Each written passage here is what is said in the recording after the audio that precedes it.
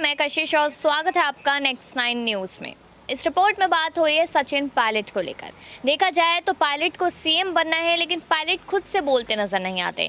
अगर देखा जाए वहीं पर तो सचिन पायलट अब कुछ ऐसे कदम उठाने लग गए हैं जिनको लेकर साफ तौर पे कहा जा रहा है कि सीएम बनने की दौड़ में आगे दौड़ते नजर आएंगे सचिन पायलट। बताया जा रहा है यहाँ पर कि किसानों के साथ लंच किया गया था, मीडिया कर्मियों के साथ यहाँ पर पायलट लंच करते नजर आए। यहाँ पर साफ तौर पर कहा जा रहा है कि यही सब यहाँ पर काम एक समय पर उनके पिताजी स्वर्गीय राजेश पायलट भी किया करते थे। राजेश पायलट जी ने भी यहाँ पर एक समय पर किसानों के साथ लंच किया था, जिसका नाम किसान लंच दे दिया था।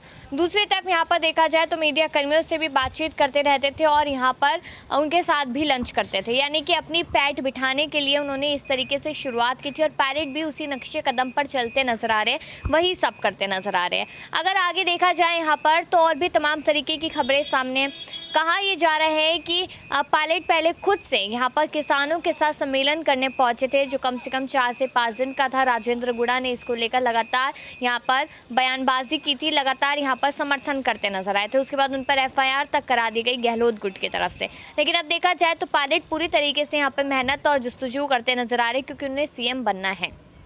अब यहाँ पर मांग उठी है उनके गुट की तरफ से कि या तो सचिन पायलट को महासचिव बना दिया जाए, राष्ट्रीय महासचिव, या फिर उन्हें यहाँ पर सीएम बना दिया जाए। यानी कि देखा जाए तो 8 महीने चुनाव में और 8 के 8 महीने उन्हें कोई बड़ी जिम्मेदारी दे दी जाए तो यहाँ पर जनता समझ जाएगी कि पायलट काम कर सकते हैं या फिर गहलोत काम कर सकते हैं। ये भी यहाँ पर साफ तौर पर माना जा रहा है। लेकिन अब यहाँ पर जो यहाँ पर कहा जा रहा है कि दिल्ली में कहीं ना कहीं बहुत अच्छा नाता है यहाँ पर परिवार का। सचिन पायलट हमेशा दिल्ली आते हैं तो कहा माना ये जाता है, कयास से लगाया जाता है कि सोनिया गांधी, राहुल गांधी या प्रियंका गांधी से मुलाकात करने हैं, लेकिन ऐसा नहीं है। उनका परिवार दिल्ली में रहता है, इसलिए वो अपने परिवार के पास आते हैं और मीडिया कर्मियों से भी वो मुलाकात करते हैं। जब वो हरियाणा, राजस्थान किसी और जगह पे जाते हैं तो किसानों से मुलाकात करते हैं। तो यहाँ पर अपनी पैठ पूरी तरीके से बिठाते नजर आ रहे हैं सचिन पायलट। अब सीएम बनेंगे नहीं बनेंगे सवाल अभी भी लगातार बना हुआ है और ये आने वाले समय में भी लगातार बना रहेगा।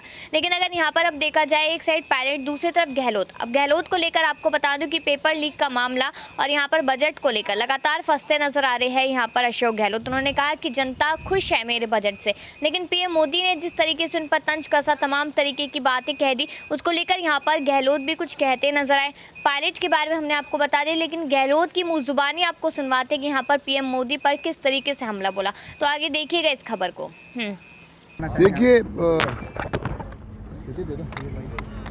इस समझ के परे है जिस प्रकार के छापे पड़ रहे हैं ईडी, इनकम टैक्स, सीबीआई के, ये चाहते क्या हैं एनडीए गवर्नमेंट वाले, इस समझ के परे है। पूरे देश के अंदर जो माहौल बना है भय का, डर का, तनाव का, वो तो एक अलग बात है, जिसके लिए राहुल गांधी जी को भारत जोड़ो यात्रा करनी पड़ी। महंगाई, बेरोजगारी और ये प्यार, मोहब्बत, भाईचारा हो देश के अंदर, और गरीबी अमीरी के बीच में ज़्यादा गैप नहीं हो। और ये जो छापे पड़ते हैं income tax, ED, CBI, target करके कर रहे हैं। चुनाव जाते हैं तो टारगेट करके छापे डालते हैं। ये इन्होंने तीनों एजेंसियों को जिस प्रकार से प्रभावित कर रखा है, ये किसी भी कीमत पर उचित नहीं कहा जा सकता। एजेंसी सारी इंडिपेंडेंट होनी चाहिए, निष्पक्ष होनी चाहिए। दुर्भाग्य से सभी एजेंसी के दबाव में काम कर रही है। इवन जुडिशरी भी कई फैसले ऐसे आ रहे हैं पिछले सालों में, कोई आश्चर्य कर रहे हैं कि हो क्या रहा देश के अंदर। चिंता का विषय बना हुआ देश की दिशा में जाएगा इस प्रकार।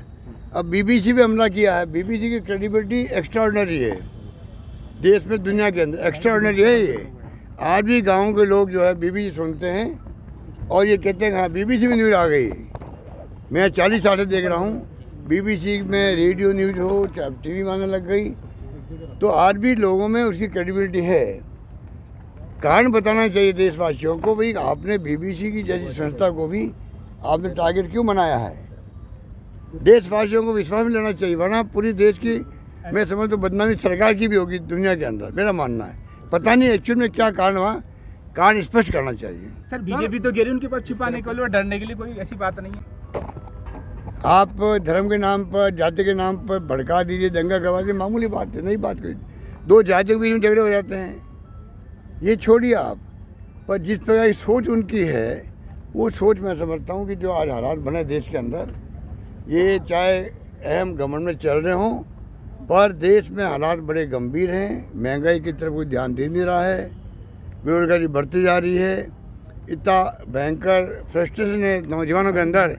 आप बताइए, हर राज्य में पेपर आउट हो रहे हैं। कौन है, कोई विदेश के आए लोग हैं क्या? हमारे यहाँ के नौजवान है, क्यों है, क्या कारण है? तय में जाओगे तो लगेगा कि ये बेरोजगारी का संकट भी है, गैंग बन चुके हैं, बार बार पेपर आउट हो रहे हैं। जो सरकारें, हमारी जैसी सरकारें हैं, 3.5 लाख नौकरी हम दे रहे हैं और बार बार पेपर आउट करने की बात करते हैं। हर राज्य में पेपर आउट हो रहा है। DRDO में, जो डिफेंस का है, आपके इसमें आर्मी के अंदर, हाई कोर्ट के अंदर, कल परसों हो गया उत्तराखंड के अंदर लाठीचार्ज हुआ, वहाँ पर मध्य प्रदेश में हो गया, अभी गुजरात में होते रहता है। तो हालात बड़े गंभीर है। इसलिए आपने जो कहा कि इन गंभीर हालातों में प्रदेशवासियों को सोचना पड़ेगा। मोदी जी आए थे अभी दौसा के अंदर, क्या कह के गए, क्या कहानी सुना के गए? 34 सेकंड का 2 पैरा पढ़ लिया, क्या हो गया उसके अंदर? गलती उसी में सुधार ली गई। और क्या चाहते हैं वो लोग? पार्लियामेंट में निर्मला सीतारमण जी बोल रही है उसको लेके कि 2000 पिछले साल का बजट पढ़ा जा रहा है। ऐसा कभी होता है क्या? अगर मान लो मानवीय भूल से जो लोग 10-10 दिन तक बंद रहते हैं कमरों में, बजट बनता है, 10-10 दिन तक बंद रहना पड़ता है, कर्मचारियों को भी बंद रहे। एक पेज एक्स्ट्रा लग गया मान लीजिए गलती से, 2 पैरा पढ़ ले से उसका 34 सेकंड का रिकॉर्ड है असेंबली के अंदर, और पूरे देश में बदनाम कर दिया राजस्थान को कि मुख्यमंत्री ने पिछला बजट पढ़ दिया। इतने शानदार बजट है, घोषणाएं हैं, आज देश के लोग उसकी तरफ देख रहे हैं। बल्कि इसके आप हमारा बजट जो है कोई रिसर्च करे तो पाएंगे कि ये हर राज्य में धीरे धीरे अडॉप्ट करना चाहिए। इतनी शानदार स्कीमें हैं, सोशल सिक्योरिटी की है, जन कल्याणकारी की है, किसानों की है, मजदूरों की है, नौजवानों की है। आप बताइए, तमाशा कर रखा है। और प्रधानमंत्री जी उस पर टिप्पणी कर रहे हैं। बताइए, ERCP भी तो घोषणा की नहीं उन्होंने। जो लोग तरस रहे पानी के लिए, पूरे 13 जिले के लोग, उसके ऊपर खुद ने वादा किया चुनाव जीतने के लिए। ये मेरा आरोप है उनके ऊपर। पिछले चुनाव जीतने के लिए 13 जिले के नाम लिए 2 बार, अजमेर में और जयपुर के अंदर, लोग उसके ऊपर खुद ने वादा किया चुनाव जीतने के लिए। ये मेरा आरोप है उनके ऊपर। पिछले चुनाव जीतने के लिए 13 जिले के नाम लिए 2 बार, अजमेर में और जयपुर के अंदर, उसको भूल गए। उसके लिए कोई इमदाद नहीं कर रहे हैं। राजस्थान को भ्रमित कर रहे हैं जनता को उल्टा। 2 राज्यों की बात कर दे रहा, मध्य प्रदेश, राजस्थान की। दोनों राज्यों ने बैठ के 2005 में फैसला किया था, एग्रीमेंट किया था। उसके आधार पर वसुंधरा राजे जी ने ये स्कीम बनाई है, उसको हम आगे बढ़ा रहे हैं। हमारी सोच को बंद करने की नहीं इनकी तरह। उसके बाद में इन्होंने दौसा में आकर के 13 जिले के छाती पे आके इन्होंने झूठ बोला, वहाँ पर भ्रमित किया जनता को। मैं समझता हूँ प्रधानमंत्री जी को बड़ा दिल रखना चाहिए। अगर सरकार कांग्रेस की भी है, 13 जिले के लोग तो कांग्रेस के नहीं हो सकते हैं, सब पार्टी में होते हैं। उन लोगों को पानी के लिए प्यासा रख के क्या करेंगे वो? क्यों नहीं इस योजना को, जो महत्वाकांक्षी योजना है, उनकी खुद की पार्टी की बनाई हुई सरकार थी, उन बनाई है, क्यों रोक रहे हैं उसको? कोई जवाब है इनके पास में? और आप कहानी किसे बता रहे हो बचपन के? ये स्थिति हो गई है। बीजेपी ने आरोप लगाया, जनता जवाब देगी इनको। आप धर्म के नाम पर, जाति के नाम पर भड़का दीजिए, दंगा करवा दीजिए, मामूली बात है, नहीं बात कोई। 2 जातियों के बीच में झगड़े हो जाते हैं, ये छोड़िए आप। पर जिस प्रकार की सोच उनकी है, वो सोच मैं समझता हूँ कि जो आज हालात बने देश के अंदर, ये चाहे अहम घमंड में चल रहे हों, पर देश में हालात बड़े गंभीर हैं। महंगाई की तरफ कोई ध्यान दे नहीं रहा है, बेरोजगारी बढ़ती जा रही है, इतना भयंकर फ्रस्ट्रेशन है नौजवानों के अंदर। आप बताइए, हर राज्य में पेपर आउट हो रहे हैं। कौन है, कोई विदेश के आए लोग हैं क्या? हमारे यहाँ के नौजवान है, क्यों है, क्या कारण है? तय में जाओगे तो लगेगा कि ये बेरोजगारी का संकट भी है, गैंग बन चुके हैं, बार बार पेपर आउट हो रहे हैं। जो सरकारें, हमारी जैसी सरकारें हैं, 3.5 लाख नौकरी हम दे रहे हैं और बार बार पेपर आउट करने की बात करते हैं।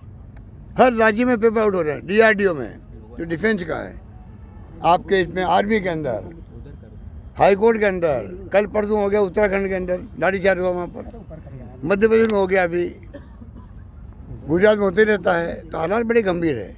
इसलिए आपने जो कहा कि इन गंभीर हालातों में प्रदेशवासियों को सोचना पड़ेगा। मोदी जी आए थे अभी दौसा के अंदर, क्या कह के गए, क्या कहानी सुना के गए? 34 सेकंड का 2 पैरा पढ़ लिया, क्या हो गया उसके अंदर? गलती उसी में सुधार ली गई। और क्या चाहते हैं वो लोग? पार्लियामेंट में निर्मला सीतारमण जी बोल रही है उसको लेके कि 2000 कर रखा है, और प्रधानमंत्री जी उस पर टिप्पणी कर रहे हैं। बताइए, ARCP भी तो घोषणा की नहीं उन्होंने। जो लोग तरस रहे पानी के लिए, पूरे 13 जिले के लोग, उसके ऊपर खुद ने वादा किया चुनाव जीतने के लिए। ये मेरा आरोप है उनके ऊपर।